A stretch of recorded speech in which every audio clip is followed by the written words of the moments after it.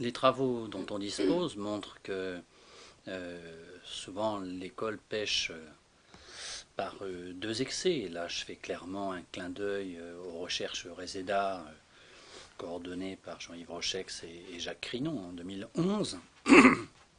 D'un côté, une réponse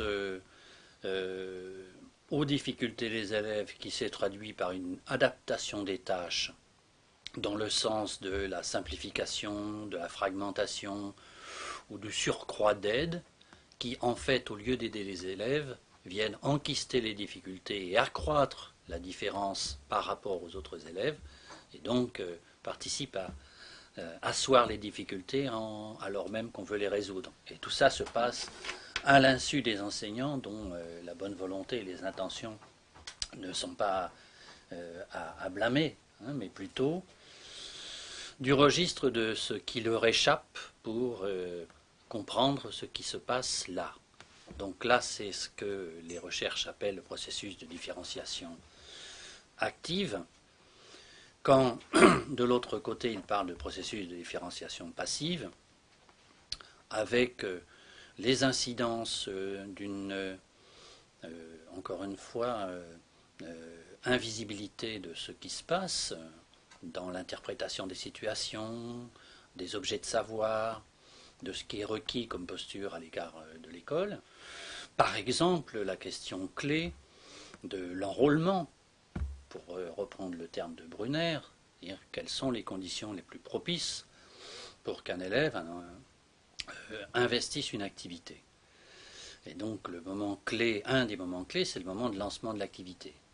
Et faute de présenter l'enjeu de l'activité, faute de faire un travail sur la consigne, les élèves ne perçoivent pas forcément le but de l'activité et l'enjeu.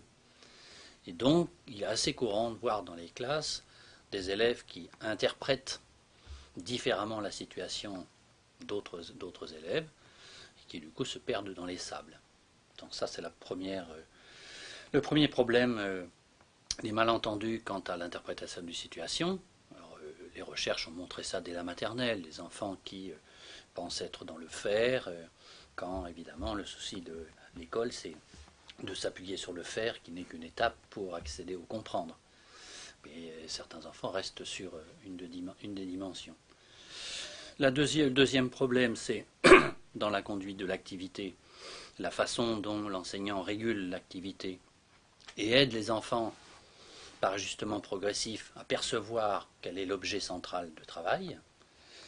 Le troisième élément clé, me semble-t-il, c'est le moment de reprise après que l'activité ait été menée, la reprise qui permet de serrer l'essentiel, de revenir sur le contenu qui était cible à l'intérieur de la situation, de revenir éventuellement sur les procédures, les techniques intellectuelles, les stratégies, les points d'appui qui ont pu être utilisés par les uns et par les autres, et qui continuent de faire apprentissage, en tout cas, qui sont le véritable enjeu de l'apprentissage.